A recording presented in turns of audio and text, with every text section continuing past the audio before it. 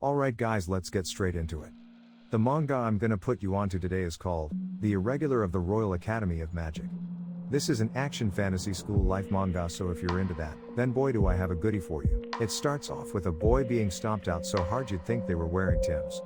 Realizing that the world is quite bleak and unfair, he gets fed up with all of it. In an outburst of rage, he casts magic on his attackers in a fit of emotion. Apparently, commoners normally aren't able to cast magic, but the ones who can possess a cursed bloodline. Ending up in a desolate alley on a snowy day, he's on his last leg when a man clad in a green winter coat and Gucci Uggs appears. With the choice of life or death looming over his head, he decided to follow him. Being asked what he went by, he revealed his name was Ars, before passing out in his bosom. You know, this would be a lot more wholesome if he didn't just become a hitman. Fast forward 10 years, Ars has become quite the formidable assassin as he displays his prowess, wiping out a whole room by himself. I don't think badass scenes like this one can ever get old. While finishing up a mission, someone just straight up crashes through the wall.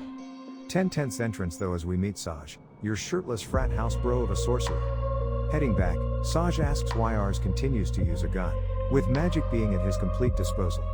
Patiently, he explains that utilizing magic leaves somewhat of a digital footprint afterwards.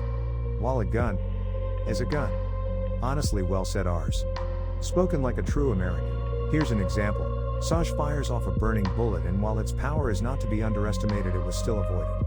But Ars is on demon time, exhibiting a high level of battle strategy as he effortlessly dispatches the flying fucks, all with just the use of a gun. Back at the tavern, his pops, who seems to already be intoxicated, praises him for his work. After a bit of his drunken banter, he sits Ars down, starting to talk as if he was sober. Acting like an actual father, he wants Ars to wholeheartedly attend school. His reasoning being he doesn't want him being a hobo. Fair. Reluctant at first, after a little bit of persuasion he comes around to the idea. After all, he never really had a choice to begin with. Donning a clean fit, Ars struts into his new school. But before he even gets a chance to really take it all in, an altercation between students starts to garner attention from the others. Curious, he walks over to see what's up. Basically, the dude with the date rape face is dissatisfied with the girl's attendance at the school and berates her. Fed up with watching such a boring play, he kicks down the curtains and tramples on through.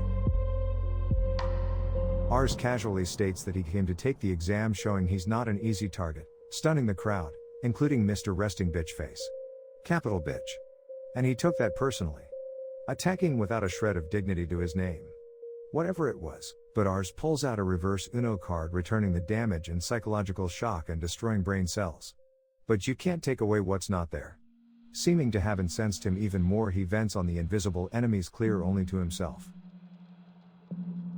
Deeming it fit, Ars put an end to it. Thanos style. What a way to start off a school year, eh? If this is up your alley, or for whatever other reason, then do continue to find out what happens next. If you enjoyed the vid, make sure to like so I know, and drop a sub if you'd like to see more in the future. If you can't wait, then you can always check out my older stuff. But till then, see you next week.